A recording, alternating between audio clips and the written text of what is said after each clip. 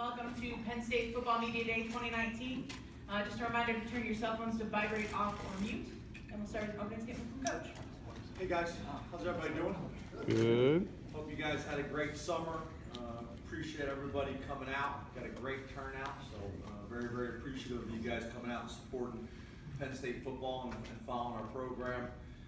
Just kind of open up with a few brief statements. We kind of keep knocking away at projects throughout the program. I'm really proud. If you guys haven't been to the stadium, one of the things I'm really excited about is we ripped up, it turned into a big project, but we ripped up all that turf around the field that needs to be there for TV and things like that. But it was kind of the old school turf like your grandmom had on our back porch. And that was problematic at times where guys would need to try to stop coming off the field after running around and would slip on it, and it's hard. So we were able to get all that up, and just another thing where we're kind of improving the program very specifically from a player safety and health perspective that we take very, very serious. Another one you guys will see at practice today is the Guardian caps that we got for everybody. It's an outer layer that goes over top of their helmet that we've added as well this year. We've done the ProTech helmets forever. You guys have seen them. They're the ones that are the extra layer on the outside of the helmet that looks just like our helmets. So I'm really pleased with all these projects that we keep knocking out that I think are very, very important for our program moving forward, and most importantly, to take care of our players and make sure that they're healthy and safe and happy in their development. So I feel really good about that. Got a couple announcements. I'm not sure if you guys are aware of this or not, but Jamal Gruffudd, who's been with me since day one, been a friend. Jamal was a head high school coach at Woodlawn High School in Maryland when I was at the University of Maryland, and came on and has been with me ever since. Done a great job as chief of staff for us. Jamal has been fortunate to be able to get a job. Is going to be leaving to go to St. Thomas University in Minnesota as a senior associate athletic director. This was a goal, an objective of his to get into administration, and couldn't be happier for him and his family. And Kevin Throwkill has been promoted into his position, just so you guys all are aware of that. So I'm not sure if you guys are aware of that already or not, but I wanted to make sure you guys heard that from me. Our big kind of philosophy this year, our mantra this year that we're going to talk about all the time is championship habits. And just big believers in the habits that our guys have on and off the field are really going to allow them to be successful in both areas as well. So it's all of it. It's all the little things. It's all the details. It's how we practice. It's how we meet. It's how we prepare. It's how we are in the community. It's how we are in class, sitting in the front row, taking notes early, all those things. So that's going to be something you're probably going to hear all year long. Is our championship habits mantra that we're gonna keep hammering home. Some objectives in the different phases. On offense, we want to make sure we establish a championship 2 deep at all positions. That's critical in our conference, and at this level of football, you got to develop depth. That's going to be important for us to do. We got started yesterday. I thought it was a good first day. But obviously we still have a lot of work to do. 2 guys that I want to give some love to that probably aren't getting a whole lot of it and should and are deserving. Bowers. Bowers is a guy that had a bunch of injuries throughout his career and has battled through them. And his family's been unbelievable, and he's been unbelievable. I think he's going to have a huge year for us. He's also a guy that's a senior. And again, has had a lot of adversity and has battled through it, and has just been a fantastic teammate. He's been a fantastic student here in the community, and I think he's going to have a huge year for us this year. So I wanted to bring him up, and I also wanted to bring up Gonzalez. Gonzalez had a decision to make at the end of last year. I think he made the right decision and came back. Really excited about his experience, really excited about his development. Excited about what he's going to do during camp from a leadership perspective, as well as from a technique and fundamental and offensive leadership perspective. I think he's going to have a big year for us as well. On defense, continue to be aggressive with our opponents on the other side of the line of scrimmage in terms of tackles for loss and sacks. But also we gotta minimize some of the explosive plays and obviously be a little bit more consistent against the run. That's going to be a big focus for us this year. And then a couple guys that I want to mention as well. Shaitan Simmons, kind of a similar background as Bowers, has battled a bunch of injuries the last couple of years. Every year we go into the season saying this is going to be his breakout year, and he's as healthy as he's been since we recruited him. So you're going to see him. He looks beautiful. He's 260 pounds, moving extremely well. So really excited. I think that's going to be a name that you guys see in practice, and it's going to be a name that I think has got a chance to have an exciting year for us. The other guy probably not getting talked enough about is Shaitan. Is a guy obviously within our program has got so much respect. Is so explosive. He's great for our offensive tackles with his get off and his speed. Tested really well this offseason. I think he's going to have a huge year for us. And then John Reed is the other one. John's a guy obviously coming back off an injury yesterday at practice.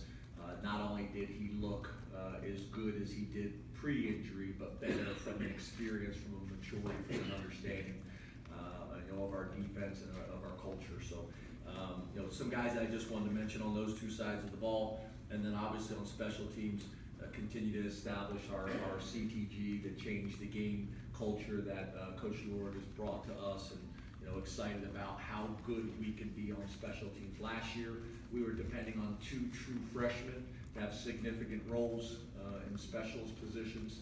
Obviously, we're in a much different position this year, and I think Joe and those guys are going to have a huge impact. So, looking forward to it, excited about it. Obviously, we got a lot of work to do ahead of us. Again, I want to thank you guys for all coming out and supporting us. I also want to thank the administration, Sandy Barber and President Barron, and then Scott Sidwell, who's new with us and doing a great job as well. I think we're really starting to kind of hit our stride in terms of understanding what everybody expects, standards, how we work together, how efficient we are, and that's been a real positive. So I'm pleased with that. So open it up to questions. Raise your hand, we'll get a mic to you. Hey James, how you doing? Good. How are you, Mark? I'm great. Hey, could you take us through the logistics of how you pick a starting place kicker, and could you address who's in that and how important that role is, given some of the struggles you may have had last year? Yeah. So you talking field goals? Or you talking kickoff? Both. Okay.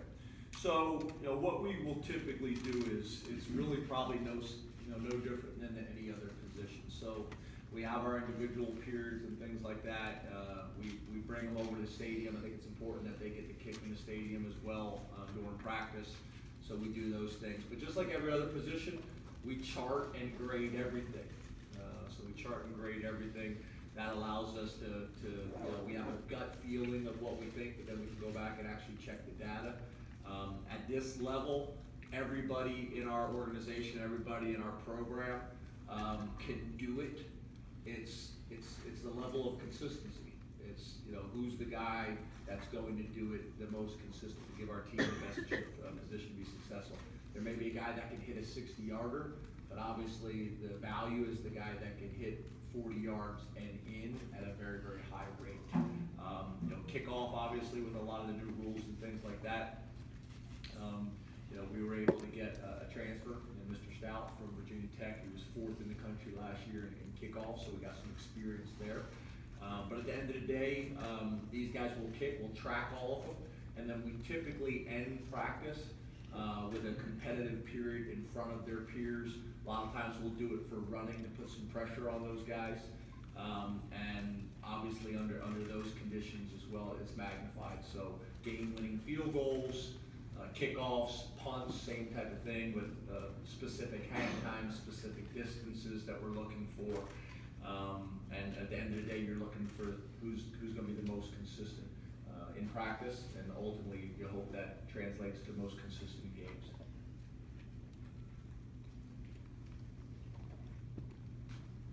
Well, Hello. What are the positives and negatives of having such a young football team?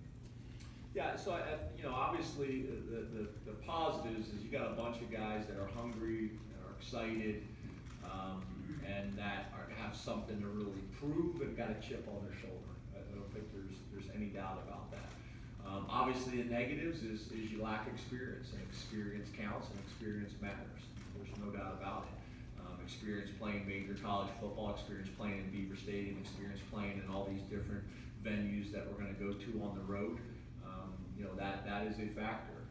There's no doubt about it, but that's our job. Our job is to help these guys gain as much experience and as much confidence as we possibly can, and also create depth. So that's the other area that probably would show up was on special teams.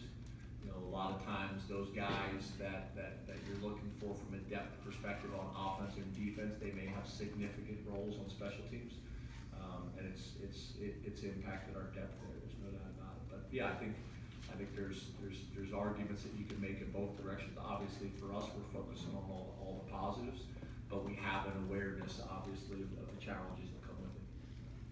Hey, Gene, how you doing? Over here. Oh, sorry. About the secondary, what are your overall thoughts on them going into camp? And is depth maybe a concern at that position? No, I wouldn't say that. I wouldn't feel that way for a number of reasons that I'll cover. I guess the first thing I'd say is I think it has a chance to be a strength. We went into this feeling really good about the corner position. I also am a big believer that it's the earliest place on the defensive side of the ball to make an impact as a young player. I think you look at the corners that we've been able to recruit and develop. I think those guys are going to be able to come in here and compete right away. So I like our depth, I like our length, I like our talent at the corner position. We went into spring ball feeling like we had some question marks at safety. And then after spring, we felt like we were probably a little bit further along there than we thought. And then obviously we got some guys that have joined our program in the summer that are going to help add to that as well. So I think we're going into this thing with a lot of confidence in our secondary. GT's had a great summer. He looks unbelievable. He is lean and as explosive and as fast as he's been. He's obviously got tremendous experience as well. And then obviously that other position, with Lamont Wade, with Brisker, with Sutherland, with a number of guys that have played and also, we think have a chance to, make an impact for us. So we feel good. Obviously we still got a lot of work to do. We got to gain experience with those guys and get them really confident and comfortable, with our schemes and what to expect. But I know Coach Banks and I know Coach Smith feel good. Okay. Hey James, how are you? Sorry, the lights were brighter than you guys think. Going back to the youth of your team, does that then result in young leadership and is it natural for that group? I'm specifically referencing the second year players. Yeah, I think it impacts that. There's guys that are thrust into leadership roles that probably under typical situations would not be. I think KJ Hamler's a guy like that, for example. He's kind of the old guy, at the position in some ways right now. So yeah, I think you're always putting a priority on developing leadership through your entire roster. When you have a big team like football with 125 guys, to think that goes back to our philosophy of not just having 2 seniors as captains, because you want to make sure that you're having an impact and being able to relate across your roster, from freshmen all the way through seniors, offense, defense, and special teams, and all of it. So yeah, there's guys that are definitely thrust into roles that under, I don't even know if I want to say normal, because there's a new normal now in college football, with a lot of the rules. But it's probably going to be, at least similar for the next couple of years until we change the rules again. Hey James, Gross-Matos is obviously expected to have a pretty big season for you guys. What have you seen from him so far, and is there any concern that maybe his time away from the team might hinder his development at all? Yeah, I mean, obviously you want as much time with guys as you possibly can, but he's a mature guy. He's had a great summer. From what I see, he looked great yesterday. I know he's a appreciative of being back. And I think he's going to have a really big year for us. As the year went on last year, he really started to kind of separate himself, I think, into one of the more elite defensive ends in college football. He's lean. I think he told me yesterday he's 255 pounds. He's been as big as 265. I could see him playing 260 this year. So, we're very pleased with him. Very pleased with him and his development and his appreciation for being at Penn State and his appreciation for being a part of our football program and his attitude and approach.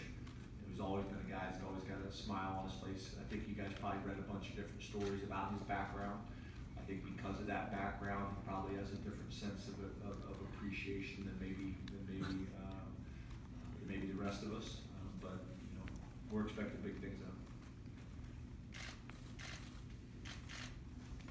James, how is Ricky Ronnie different than he was from this time last year? Did you want him to go outside of the program during the offseason and kind of gather new information, new ideas, that sort of thing? Yeah, so we always try to do that. We try to go outside, but we also, do it inside. We bring a lot of people in. We have 2 NFL coaches with us right now. We had an NFL coach with us yesterday, friends that I have, friends that Ricky has, guys that I've worked with, that have opportunity to be able to visit with us. We went and visited other programs as well. But I think there's no doubt year 2 as a play caller obviously makes a difference. I think every assistant coach feels like they know what it takes to be a coordinator. Every coordinator, assistant coach feels like they know what it takes to be a head coach. Until you sit in those chairs and sit in those seats and have that type of responsibility, it's different. And I think in year 2, Ricky learned a lot over the last 12 months. As you know, I got a tremendous amount of belief and faith in Ricky. I think we've been together for 11 years. I've watched him develop. I know how talented he is. I think everybody in our program, within our walls, is extremely excited about the steps that we can take offensively. James, over to you. Compared to when you started out as an assistant, which was a while ago, assistants have so much opportunity to move up and climb the ladder and get exponentially more money. Have you changed your philosophy on what you can do? Even Nick Saban can't hang on to guys because they're constantly job hopping and you have the incentive to do so. Is there anything that you've tried to do in the last few years to mitigate that in any way and just hang on to guys? Well, yeah, I think that's discussions that me and Sandy and Scott are having all the time. I think it's conversations that I have with my staff all the time. I think the guys on my staff that are older, experienced coaches, seasoned, I'd call them, that have been around. I think sometimes as a young coach, that growth and that opportunity is important, but also you have to be careful because sometimes you're at a place like Penn State and you may take it for granted, and then the rest of your career you're trying to get back to a place like Penn State. And we've all made those mistakes, especially when you're working with good people and you're working at a good place that really cares. You're working with a great group of young men that we get to work with. So it's just balance. It's discussions. I'm very transparent, with recruiting. I talk to recruits about college football and the nature of it. They're committing to me, they're committing to the university, they're committing to our program and our players. And I want our coaches to stay at Penn State as long as we possibly can. To me, there's a difference.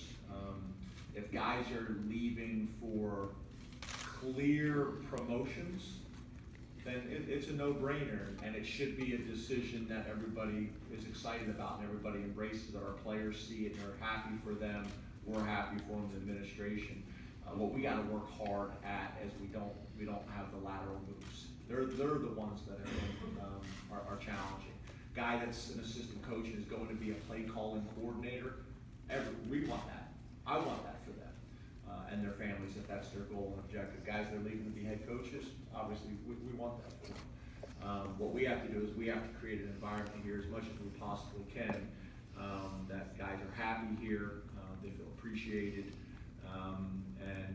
and that we have an awareness.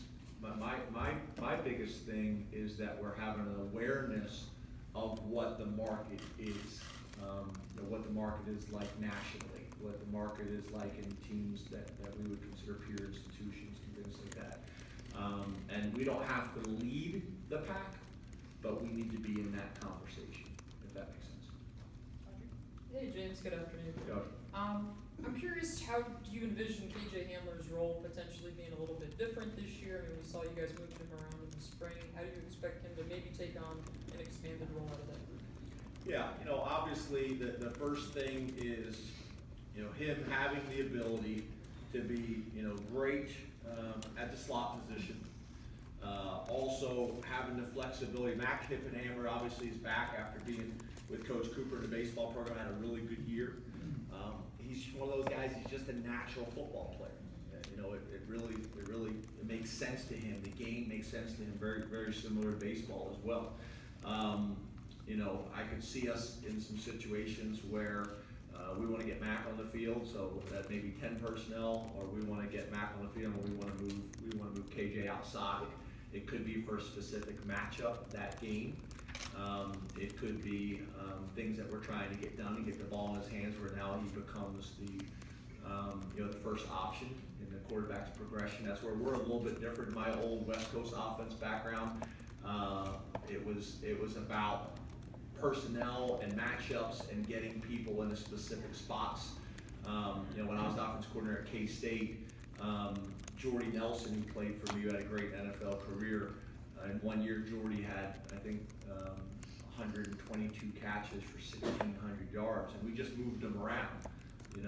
Where our offense is about speed and lining up and getting the defensive lineup so we can get the best call in. So it's a little bit different philosophy from that standpoint, but week to week, it could be a situation or specific play where we do want to move him outside or in the slot, and then obviously we think he can, be, a tremendous punt returner and tremendous kick returner as well. So now you're in a situation where he's getting enough touches per game, both at wide receiver, both at kick return, both at punt returner as well, for him to make an impact. James, how are you? Good, how are you? Good. Any better IBU? Interesting. Just a line I stole from somebody years ago.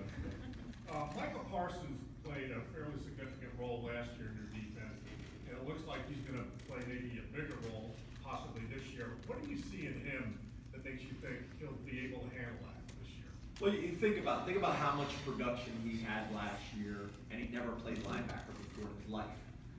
So how much more confident? That was one of the things I talked to the team about the other day. Is I said, listen, I have so much belief in you guys. I have so much belief in our organization and our university and our team. And I have that belief because I see how you guys go about your business every single day, both on and off the field, how you are in the community, how you are in community service. We went down to the Children's Hospital. I'm so proud of our guys and how they conduct themselves and they carry themselves. But I also know, when I go around the room at Micah Parsons, how much better are you right now than you were this time last year? John Dotson, how much better are you right now? John was telling me in the weight room the other day, he went back and watched his first couple of weeks of practice. It was embarrassing watching himself on film. I mean, here's a guy who played for us as a true freshman. I can go on and on. You just keep naming guys how much better they are. And we relied on a bunch of inexperienced guys. It's interesting because I agree with you guys. We're a young team, but we relied on a bunch of inexperienced players last year, and they're all a year older. So that's one of the reasons I'm so confident, as I know what they've done. I mean, Chris Stoll's, I think, a great story. I mean, you're going to see today that guy dramatically changed his body. He is snapping. He is more athletic. Our body fats, have plummeted. Kayla and her staff have done a fantastic job for us in those areas. And that was a big part of my meetings at the end of the year. I meet with every single player. I go over their academics. I go over, some social things, I go over football, obviously I go through every single thing, and one of the big things with each guy was setting goals of body fat. Des Holmes came running into my office because he dropped his body fat dramatically. And as you can imagine, when you do that, your athleticism increases. I know our guys are confident right now. So there's a lot of really good things going on from a lot of different perspectives, but I'm proud. I'm proud of them. Hey James, there was a report yesterday that indicated Beaver Stadium might host a high school football game or games this fall. What are your thoughts on that, and what would the impact be for the program to be able to host something like that? Yeah, so obviously our number one focus is on Penn State and our football program and our athletic department and our university. So we're not going to do anything that would cause challenges or issues there. But obviously, when we can be great partners in our community, and when we can be great partners in our state, and provide a great experience in this community and for the state of Pennsylvania, and something that's going to promote athletics and something that's going to promote college football and high school football in our state. We want to try to do it. I don't think it's going to be something you see very often, but there's going to be some times where it does make sense. I do think there's been some discussions that me and Scott have had. We'd love to get to the point at some point that maybe we're able to host the state championship games here. I think there's a lot of reasons why that makes sense. We're the center part of the state. I think it'd be exciting for kids to have the opportunity to do that. You see that in other states as well. So there's some opportunities there, and we're going to look at them. I don't think you'll see us doing a whole lot of this, but there's going to be some times where it makes sense, and we want to be a great partner. Jed? On the way back, James, quarterback question, it was coming, right? Yes, sir. 3 years with Trace McSorley. I know you're not ready to name a starter today, but can you talk about Clifford, Levis? What goes into you being comfortable with naming a starting quarterback, and how that's all going to evolve between now and Idaho? Yep. Really exactly how we've always done it. First of all, I want to thank Trace McSorley and his family for the type of teammate he was, the type of player he was, the type of student he was. He was the model. He really was in a lot of different ways. I actually just talked to David Culley yesterday, who's a good friend of mine, who's with the Ravens, and what do you guys think Trace is doing? He's still doing the things that we watched. We were fortunate to be a part of for 3 years. He's making great decisions. He's making plays, and he's putting the offense in position to be successful. So couldn't be more proud of him. I also think it's been very valuable, obviously, for Clifford and Levis specifically, to watch that guy and how he prepared, for the last couple of years, how the type of teammate he was, the type of competitor he was, all of it. For us, every single position, we're going to compete like crazy and give everybody opportunities to try to increase their role or to try to win a job, whatever that may be or whatever that may look like. And we'll make the decision at the time that it's most appropriate for our team, but then also most appropriate for that guy as well, because there's also leadership components that come with that position. The good thing is both of them are approaching it the right way. They're both approaching it as if they're a starter. They're both approaching it from a leadership perspective, and both are very talented. So, we're excited about that. When we will name a quarterback, I can't tell you. We'll do it when it's obvious to everybody. Sometimes you get in tough situations when it's not obvious. It's a close call. That's when we get together as a staff and we'll make that decision and move forward. But I don't know the timeline of that. Obviously, the earlier the better for everyone involved. But we've also been impressed with Taquan and Michael Johnson as well. Obviously, we're going to need at least one of those guys to step up and prepare as if they're the starter as well and be ready to play this year. Hopefully, you're in a situation where you could redshirt, but we'll see how that plays out. And then I do want to mention a guy named Schuster, who you guys probably haven't got a chance to get to know a whole lot, but he has been fantastic. He is a great leader in the quarterback room. He's like having another coach. He's great with the young guys. He's great when it comes to game planning. He's a culture driver. He's a guy that's going to go on and be very, very successful. He's already been offered a job, after he graduates. But we try to talk about that a lot. About there's obviously the starting quarterback, and everybody understands the significance of that position, and the defensive coordinator, offensive coordinator, or starting defensive end, or middle linebacker, or head coach, or whatever it may be. And we all have different roles, but every role in the entire organization is significant, and it's impactful, and it's going to have a profound impact on our team this year. We cannot win without the scout team corner coming to practice every single day and bringing something to the team. And that guy at Saturday night, after we win, should be just as proud as anybody else, because they know everybody played a huge role in that. And that's a lot of people that are in this room today as well. That's our support staff, that's the administration, that's all of us. Schuster's a guy that I wanted to mention as well, because he's been a fantastic teammate and member of our program and organization. But soon as we know, we'll make the announcement to you guys as well, because I know you need that information to do your jobs too. I also think maybe sells papers that you guys can kind of tease it out there for a while, act like you have the answer, and then don't make people open the page. So whatever you guys need, we'll give it to you. We have time for two more, Peter and then Rich. Hey, Coach. I'm just wondering, how's your summer? Did you do anything interesting or different, away from football that might be significant? And what's the energy like around State College this time of year of football? Yeah, it's funny, because to the second part of your question first, me and Jaywan Sider and Jared Parker, we do kind of our little old man workout, every day, where we do like 8 curls and 8 military press, and then we do a walk around campus, and it's pretty kind of quiet and nice little sleepy college town for the most part in the summer when we walk around, and it's good. We get to talk, get some exercise, but as you can see, as the summer goes on, you can feel the change. You can feel the students coming back in, and people coming back in, and obviously Jared coming from Duke, him and his family, that they're enjoying it. I'm just trying to explain to them, you're going to notice a difference each week, and the electricity and the excitement start to build in this town.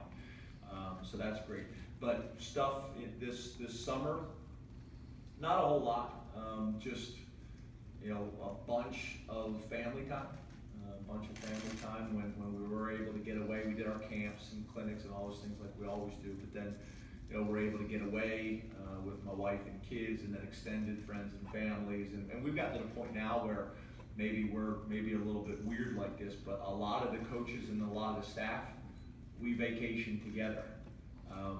They come and hang out, where I think a lot of places, the last person you want to see is the guy you work for.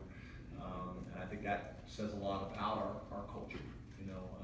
As much time as we spend together, we really try to create a family atmosphere. I've just left the office, and Coach Parker has like 16 children, and they're all up in the office, running around. We had dinner the other night, and all the staff's wives and dinner and families were there for dinner, which was great. But for me, it was just family time. I don't spend enough time with my wife and kids year round. I think you guys have heard me say it before. I have a significant amount of coach guilt, and then it goes to the summertime, and they've been begging for me all year long, and then they go from not having me enough to having a full dose of James Franklin, and like after the first 3 hours, you're like, can't you go back to work? We've got about enough of your butt. But I will tell you this: I did get my, like we probably all have. I got my rear end chewed the first night, because I hadn't got off my phone, I hadn't got off email and text messages, and I did what we all do. I blame Sandy. I said, yeah, Sandy sent me too many messages. But I got my butt ripped that first night. It was probably the best thing for me because I was probably better this summer than I had ever been. I'd wake up early before Fumi and the kids got up, try to respond to all my emails, all my text messages, because as you guys know, we got 125 guys, there's always something going on. So tried to get up in the morning, do that, and then tried to put my phone on the side of the bed, and then go out and do what we were ever gonna do for today, and then come back at night and respond to whatever message I had. So I probably had more quality family time this summer. And I think that's something that we're probably all trying to do in our professions is find balance. I would not necessarily say that I have year-round balance, but trying to do it when it's right and when it's possible. It needs to be a priority. I can't talk out of both sides of my mouth. I can't tell our players that they need to be present, and when they're in meetings, to be in meetings and maximize that meeting. And when we're at practice, when you're in class, be in class and maximize that moment, and I don't do it with my family. So, opportunity to look in the mirror and get better and make sure that I'm living, what I preach. Last one, Rich. James, you lost one of the greatest leaders this program has had. You mentioned KJ as a leader. Where else is the leadership coming from, and do you think it'll be an issue finding that leadership and filling that void? Yeah, I think that's gonna be a big part of our camp, is obviously, like always, you're finding your true identity. You have an idea of what you think you're gonna be going into camp, and then you're trying to really kind of figure out what you're gonna be able to hang your hat on, and how quickly can you get to that during camp, or is that within your first 3 games, or whatever it may be. And part of that identity is who are your culture drivers in your program? Who are the guys that you can go to that are reinforcing those messages all the time, whether it's in the locker room when you're not around, or whether it's Saturday night, or whatever it may be, or after adversity, because we all know it's easy when things are going well. It's when the tough times hit. So I think on offense, obviously Michael Bennett has played a lot of football for us. Really smart guy, level-headed. Got a really good relationship with him and his parents. I think it's always a big part of that. To be able to work through some of those tough times as well and have great discussions. But I think he's going to be a guy, obviously, Gonzalez being a senior, I think, one of the only seniors that we, have, a few, him and Bowers, and Chasina and Carr. But I think Gonzalez is, going to be one for us too. And then Fries. Fries has played a lot of football for us. So we're going to need those guys to have a significant role. From an upperclassman perspective, Bowers falls into that category. And then I think you're going to have some guys that were young, like Fryermuth, who played a lot of football last year and had success, and is more comfortable. I was watching Saquon the other night. They were doing an interview about him and how he's, his leadership is obviously, it's improved. His role in the team from a leadership perspective, he's got a stronger voice, he's got a louder voice right now in their organization. And I think year 2, I think Fryermuth is like that. I think KJ is like that, a guy that's had success. It probably doesn't have to be this way, but typically those guys that have a great impact also are guys that have been successful on the field. I think a guy like Schuster could have a significant role from a leadership standpoint for us, but sometimes guys aren't willing to do it if they're not a starter, and I don't know if that's necessarily true. Some guys like Schuster's earned everybody's respect by the type of teammate he's been. There's a number of guys from that perspective. Obviously, the quarterbacks, it's part of that position. It's going to happen. But this is going to be something that we're going to have to develop. On defense, Shaka Tony has got a strong voice with our team. He's very well respected, not only for what he does on the field, but really Shaka. From what our players say, Shaka is one of the great friends and teammates on the team for everybody. I mean, he's that guy that they all seem to go to with issues or concerns or things or advice. He's obviously got a strong voice. Jan Johnson, Cam Brown, those guys are going to need to step up. John Reed, there's a number of guys. I hate to do this sometimes because you miss people out. They go to practice this afternoon and someone's mad at me.